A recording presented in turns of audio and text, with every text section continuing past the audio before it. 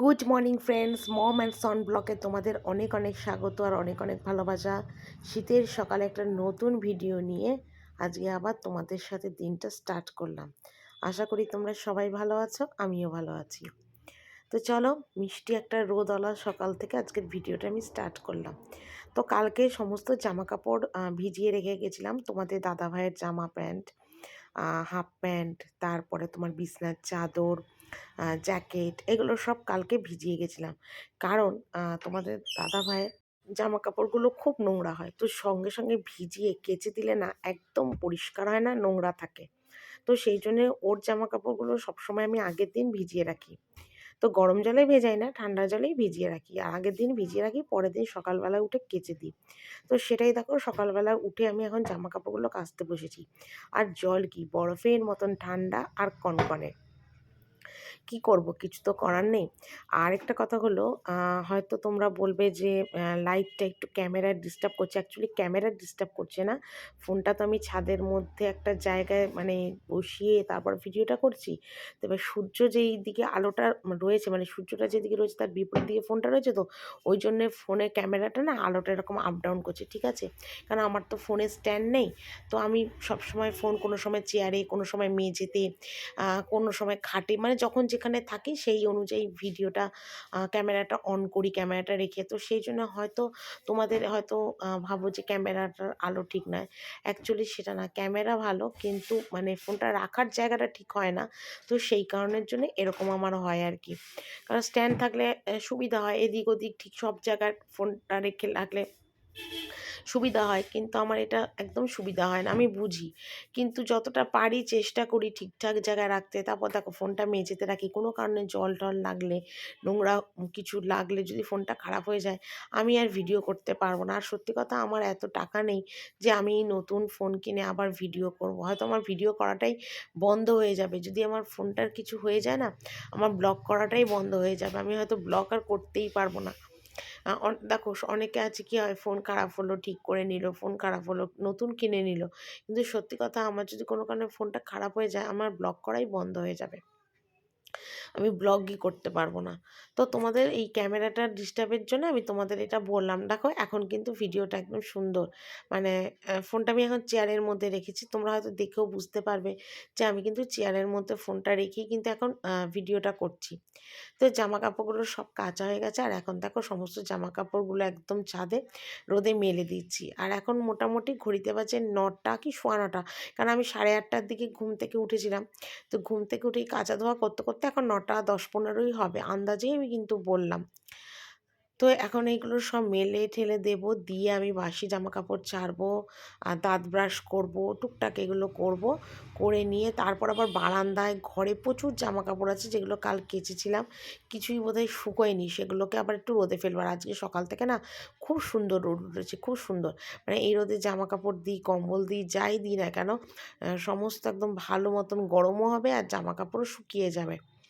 তো সেই জন্যে আমি আজকে সমস্ত জামা কাপড়গুলোই রোদে দেবো। আর আজকে মনে মনে ভেবেছি, আমার আর ছেলের যে গায়ের কম্বলটা আছে, সেই কম্বলটাকেও একটু রোদে দেবো। কারণ অনেক দিন হয়ে গেছে কম্বলগুলো না রোদে দেওয়া হয় না। আর দেখবে টানা কম্বলগুলো গায়ে দিতে দিতে না কীরকম একটা গন্ধ বেরোয় বিচ্ছিরি, কেন কম্বল তো আর কাচা যায় না, কীরকম একটা গন্ধ বেরোয়। তো আমি ভাবলাম না, আজকে রোদটা খুব ভালো উঠেছে, ছাদে যখন সেই জামা কাপড় মেলছি, সেই যখন আমার পরে তুলতে আসতে হবে, তাহলে আর দুটো কম্বল তুলতে আর কি আছে, কম্বল দুটোও তুলে নেব। তো ভাবলাম কম্বল দুটো রোদে দেবো। কিন্তু কম্বল দুটো না রোদে দেওয়ার ভিডিওটা না তোমাদের কাছে শেয়ার করতে পারিনি। কিন্তু আমি কিন্তু আজকে সমস্ত জামা কাপড় মেলে আবার ছাদে এসেছিলাম, এসে সমস্ত কম্বলগুলো রোদে দিয়েছি। তো এইগুলো হলো কালকের জামা কাপড়। তো দেখো, বাসি জামা কাপড় ছাড়লাম, আর ছেড়ে কিন্তু যেগুলো সব বারান্দা ঘরে মেলা ছিল, সেগুলোই দেখো সমস্ত এখন আমি ছাদে রোদে দিচ্ছি। আর রোদ দেখলেই বুঝতে পারবে যে কী সুন্দর রোদ উঠেছে। তো সকাল থেকে এইভাবেই আজকের ভিডিওটা কিন্তু তোমাদের কাছে স্টার্ট করলাম। তো আমি জানি না যে আমার ভিডিও তোমাদের দেখতে ভালো লাগে কি না লাগে, আমি জানি না। আমি তবু তোমাদের বলি যে তোমরা আমাকে কমেন্ট করো। আমার ভালো লাগে, তোমরা যদি আমাকে কমেন্ট করো আমার খুব ভালো লাগে। আমার মনে হয় তোমরা আমার সাথে আছো, সাপোর্ট করছো, পাশে আছো, এটা আমার মনে হয় কমেন্ট করলে। তো সেই জন্যই হয়তো বলি। আর আমি জানি না, আমার অনেক দিন ধরেই না ফোনে একটু ভিউজটা কম হচ্ছে। তো আমার যে অনেক লাখ লাখ ভিডিও ভিউজ হয় সেটা কিন্তু না, কিন্তু একটা মানে সামঞ্জস্য ভিউজ তো হওয়া দরকার বলো।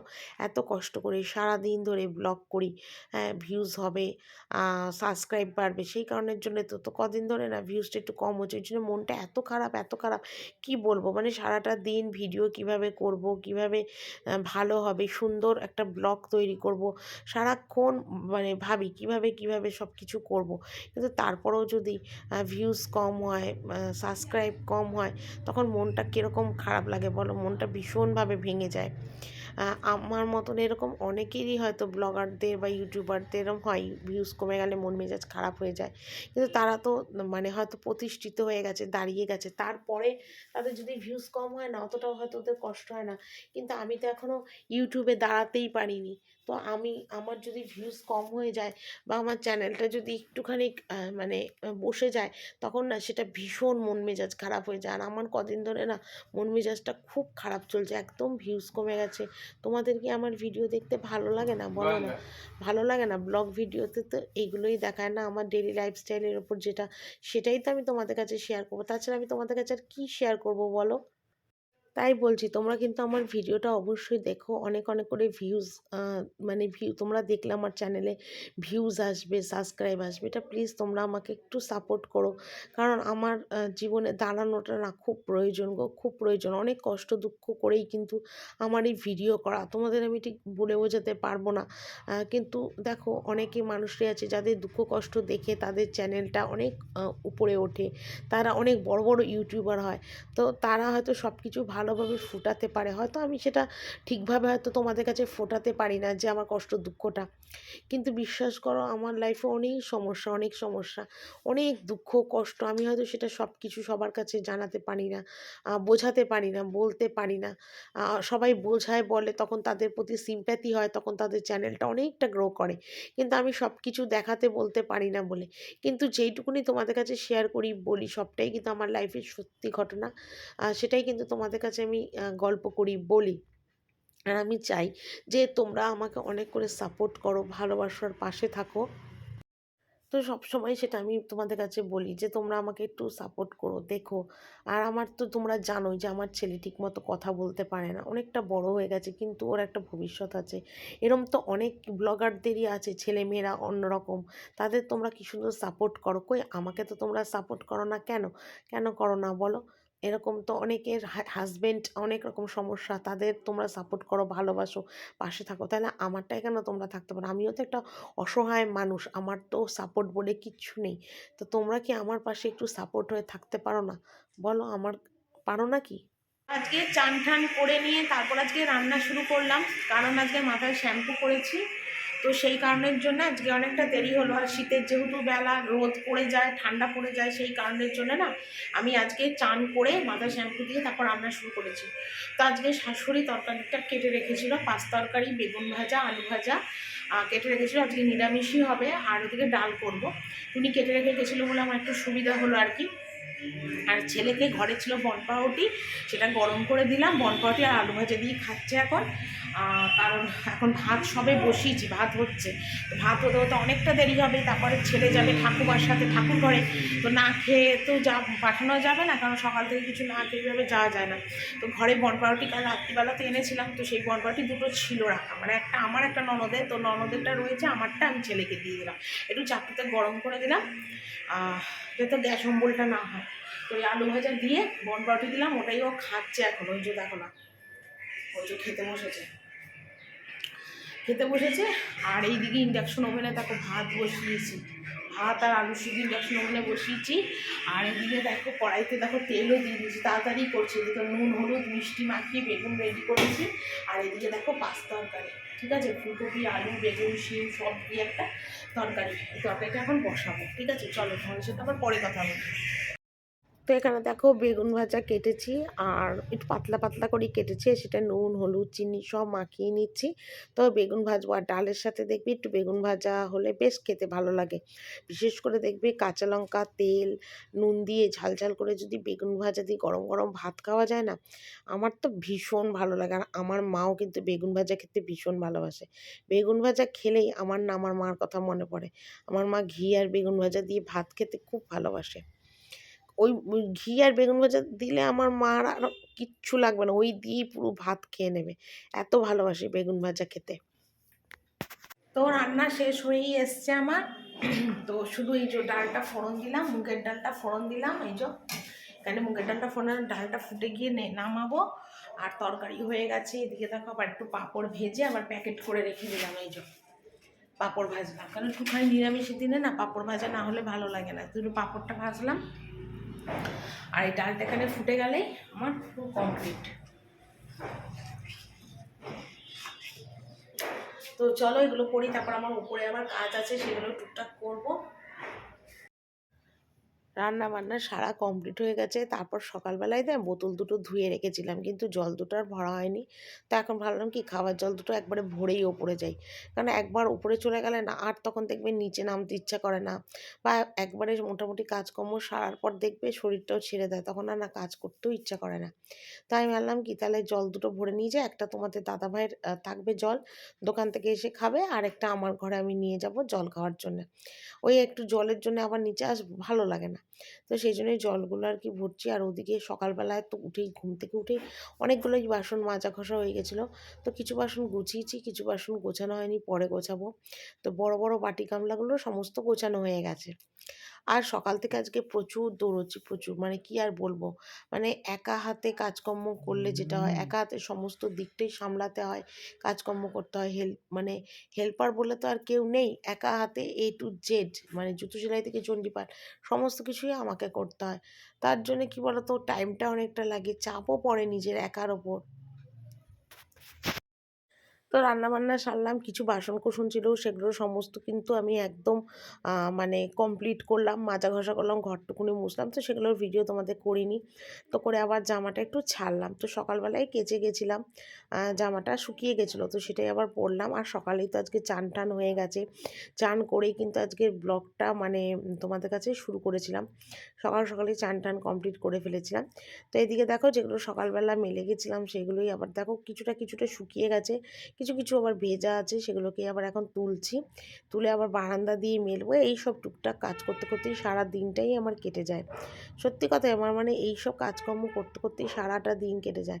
আর কদিন ধরে না মাসখানেক ধরেই হয়েছে, এত খিটখিটানি বেড়ে গেছে না আমার, কি বলবো। আমার না মানে কোনো কিছুতেই না ঠিক একটা শান্তি পাচ্ছি না, অশান্তি লাগছে মনটার মধ্যে, একটা টেনশন কাজ করছে নানান রকমভাবে, না মনটার মধ্যে এত দ্বিধাবোধ, এত কষ্ট হচ্ছে কেন আমি নিজেই বুঝতে পারছি না, কিচ্ছু ভালো লাগছে না। তারপরে বাড়ির চিন্তা করি, মার চিন্তা করি, কত দিন হয়ে গেছে বাড়ি যাই না। দেখো সত্যি কথা তোমাদের কাছে বলছি, বাড়ি যেতে গেলে তো গাড়ি ভাড়া লাগবে, ঠিক আছে। আহ, বাসে উঠলে না আমার বমি হয়, সত্যি কথা আমার বাসে উঠলে বমি হয়। আর আমি গাড়ি ছাড়া না যেতে পারি না। তো সত্যি কথা আমার শ্বশুর যখন বেঁচে ছিল তখন গাড়ি করেই যাতায়াত করতাম। তো এখন শ্বশুর যাওয়ার পরে না অনেক সমস্যা, অনেক প্রবলেম হওয়ার জন্য এখন গাড়ি করে মানে মানে যেতে গেলে টাকাটা লাগবে, সেই জন্য না বাড়িতে ঠিকমতো যেতে পারি না। তো সেই জন্য অনেক দিন ধরে যেতে পারি না, অনেকটা দিনই হয়ে গেছে যাই না। সেই মাকে বাড়ি রেখে এসেছিলাম, তারপর থেকে আর যাই না। মনটা খুব টানে বাড়ি যাওয়ার জন্য, যে মাকে একটু গিয়ে দেখে আসবো, একটু কিছু কেনাকাটা দিয়ে আসবো, কিন্তু বিশ্বাস করো আমি যেতে পারছি না, শুধু টাকা পয়সার অসুবিধার জন্য আমি যেতে পারছি না, নয়তো আর কিচ্ছু নয়। তো এগুলো মনের মধ্যে চিন্তা করি যে হচ্ছে না, পারছি না করতে, এগুলো মনের মধ্যে না ভীষণ কষ্ট লাগে, ভীষণ কষ্ট লাগে। আর এইসবের মধ্যে দেখবে মনটাও না ভীষণ খারাপও হয়ে যায়, ভালো লাগে না, অশান্তি লাগে মনের মধ্যে। তো সেই জন্যেই তো দেখো ইউটিউবে আসা, যে দুটো পয়সা রোজগার করবো, আর সেই যদি তোমরা আমাদেরকে সাপোর্ট না করো, না ভালোবাসো, তাহলে বলো আমি কি করব বলো। তোমরাই তো আমার একমাত্র ভরসা, বলো। আমি নিজের লোকের কাছে সাপোর্ট চাই না, নিজের লোকের কাছে কিছু চাই না, কিন্তু তোমাদের কাছে একটুখানি এইটুকুনি, যে আমাকে একটু সাপোর্ট করো, ভালোবাসো, আমার ভিডিওটা অনেক অনেক করে শেয়ার করো, এটাই আর কি। আর তো তোমাদের কাছে আমি কিছু চাই না, বলো। তো কথাগুলো তোমাদের বললাম নিজের ভেবেই।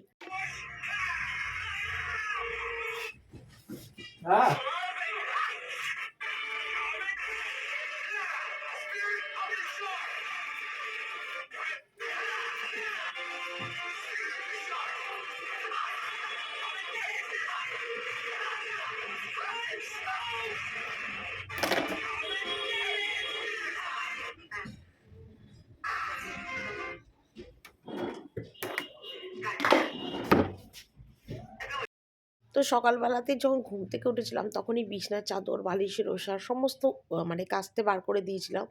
তো সেই কারণের জন্যে তখন সকালবেলা টাইম ছিল না, স্নান করব, মাথা ঘষবো, একটু তাড়া ছিল। তো সেই কারণের জন্য তখন আর বিছনার চাদর পাল্টাতে পারিনি। তারপর আজকে অনেকটা বেলাতে রান্নাবান্নাও বসিয়েছি। তো সব মিলিয়ে মিশিয়ে তখন আর হয়নি। তো তখন মোটামুটি সমস্ত সংসারের কাজগুলো মেটালাম। মিটিয়ে নিয়ে এবার নিজের ঘরের কাজে এলাম। তো তোমরা হয়তো ভাববে যে আমি এত নাইটি চেঞ্জ করি কেন? হ্যাঁ, আমি নাইটি অনেক চেঞ্জ করি। সত্যি আমার সারাদিনে ৩টে ৪টে আমি নাইটি চেঞ্জ করি। আমি এক নাইটি পরে সারাদিন থাকতে পারি না। হাত মুখ ধুই, নাইটি চেঞ্জ করি, এগুলো করি। আর এতক্ষণ ধরে আবার রান্নাবান্নার কাজ হলো, নাইটি চেঞ্জ করলাম। করে আবার এখন তখন নাইটিটা চেঞ্জ করলাম। কেন বলো তো? বিছনা-টিছনা তুলবো তো। তো সেই জন্যে আমি আর ওই নাইটিটা আর পরলাম না। অন্য নাইটি পরবো। তো সেজন্য ভাবলাম এই নাইটিটা পরেই চেঞ্জ করি। আর সকালবেলায় তো কম্বল-টম্বলগুলো রোদে দিয়েছিলাম। তো ঝেড়ে-ঝুড়ে সব নিয়েছি। আর কম্বলটা এত গরম হয়ে গেছে কি বলবো তোমাদের। তো এখন এই শর্ট নাইটিটা পরেই আমি এখন বিছানার চাদর-টাদরগুলো মানে তুলে তো রেখেছিলাম। আমি এখন পাতবো, তারপর বালিশের ওষাড়গুলো লাগাবো। এইসব কাজগুলো সব করবো। আর ছেলে কিন্তু এখনও ঠাকুরঘর থেকে আসেনি। ও গেছে ওর ঠাকুমার সাথে ঠাকুরঘরে। আর এদিকে আমি আমার এইসব কাজকর্মগুলো সমস্ত এক এক করে সেরে নিচ্ছি। আমার সুবিধা হয়, আমার সুবিধা মতন সমস্ত কাজ একটা একটা করে আর কি করে নিই। তো বালিশের ওষাড়-টোষাড় এগুলো সমস্ত লাগাচ্ছি। আর এই নাইটিটা না আমার খুব পছন্দের। আমার মা আমাকে এটা কিনে দিয়েছিল, এই নাইটিটা। মানে মানে কি বলবো, খুব শখ করেই মা কিনে দিয়েছিল এই নাইটিটা, শর্ট নাইটি। কিন্তু এই নাইটি তো আর সারাদিন পরে থাকা যায় না। তো যখন কোনো কাজকর্ম করার হয় সুবিধার জন্যে তখন আমি এই নাইটিটা পরি। তো যাই হোক, এখন দেখো আপাতত আমি এখন এই বালিশের ওষাড়গুলো লাগাচ্ছি। আর এমনি তার কোনো কাজ নেই। এরপরে শাশুড়ি এলে খেতে যাব। টুকটাক এইসব কাজকর্মগুলো রয়েছে। তারপর জামাকাপড় রয়েছে প্রচুর, যেগুলো ২-৩ দিন ধরে ভাঁজ করা হয়নি। সেগুলোকেও আজকে আবার ভাঁজ করব। এইসব টুকটাক কাজগুলো পড়ে রয়েছে। তো আজকে নিজের মনের দুঃখের অনেকগুলো কথা তোমাদের কাছে শেয়ার করলাম। কারণ তোমাদের কাছে মন খুলে যতটা বলতে পারি, আমি কিন্তু আর সবার কাছে বলতে পারি না। এটাই হলো কথা। তো যাকগে, তোমাদের কাছে সবটাই বললাম। আশা করি তোমরা কিছু মনে করো না। নিজের মনের দুঃখের কষ্টের কথাটাই করলাম। কারণ তোমরা তো আমার একটা পরিবার বলো। ছোট পরিবার হোক আর বড় পরিবার হোক, পরিবার তো পরিবারই হয় না? তো সেটাই তোমাদের কাছে সব কিছুই আমি শেয়ার করি, বলি। তো যাকগে, বিছনা-টিছনা সব তোলা হলো। এইবার হলো জামাকাপড় ভাঁজ করার পালা। তো এবার সমস্ত জামাকাপড়গুলো ভাঁজ করব। তোমাদের দাদাভাইয়ের জামাকাপড় দুটো একটা শুকিয়ে গেছিলো, যেগুলো আগে কেচেছিলাম। আর আজকের তো মানে ২-৪টে শুকিয়ে যায়, সবই ভেজা। যেগুলো হয়তো কালকে আবার সকালবেলা উঠে রোদে দেবো, এই আর কি। আর এখন মোটামুটি ঘড়িতে ৩:৩০ বেজে গেছে, ৩:৩০ বেজে গেছে। ৪:৩০ মতন আর কি বাজে। তো এইসব কাজকর্ম করতে করতে আমার ৪টে বাজবে। নিয়ে হয়তো একটু বসে রেস্ট করব। ওই করতে করতেই খাওয়া দাওয়া এইসবের টাইমটা আমার হয়ে যাবে। এটাই হলো কথা। আর আমার মার না ২ দিন ধরে একটু শরীরটা খারাপ। শরীর খারাপ বলতে কি, ভীষণ ঠান্ডা লেগেছে। ওয়েদারটা চেঞ্জ হচ্ছে তো, ওই জন্যে মার ভীষণ ঠান্ডা লেগেছে। একটু কাশি, সর্দি, একটু জ্বর এইসব হয়েছে মার। তেমনি ঘরে ওষুধ-টষুধ সব রাখা ছিল, কারণ আমি সব কিনে দিয়ে এসেছিলাম। তো হয়তো মাকে আমি থার্মোমিটারও কিনে দিয়ে এসেছিলাম। তো দেখা যাক কী হয়। সেটাও একটা চিন্তা যে মা এখানে, ওখানে মা, আমি এখানে, একা বাড়িতে। আগে বাবা থাকলে কী হতো, মাকে একটু দেখতো, মা আবার বাবাকে দেখতো। আর এখন তো একটা একা থাকে না, মানে শরীর খারাপ নিয়ে পুরো বাড়িটার মধ্যে একা। তো সেটাই আর কি, মনটা ভীষণ আর কি খারাপ লাগে। কেউ নেই। মানে কি বলবো, বলতে বলতে আমার সত্যি মনটা খুব খারাপ হয়ে যাচ্ছে। চোখে জল চলে আসে, কিন্তু কি করব বলো? মানে এমন একটা পরিস্থিতি, এরমও তো অনেক জায়গায় আছে বলো, মা মানে সন্তান একটা হলে মেয়ে শ্বশুরবাড়িতে এনে মাকে রাখে। কিন্তু দেখো আমার সেই ক্ষমতাটাও নেই যে আমি আমার মাকে এনে আমার কাছে রাখবো। সেই ক্ষমতা, সেই জোর, সেই অধিকার কোনোটাই আমার নেই। কী আর বলবো তোমাদের, যাই হোক, মাঝে মাঝে অনেক কথা মুখ দিয়ে বেরিয়ে আসে কষ্ট দুঃখের জন্যে। তো যাকগে, এখন আপাতত এই জামা কাপড়গুলো সমস্ত ভাঁজ টাজ করলাম, এই হলো কথা। আর আজকের ভিডিওটা আমি এখানেই শেষ করছি। কালকে আবার একটা নতুন ভিডিও নিয়ে তোমাদের সাথে আবার চলে আসবো। টাটা।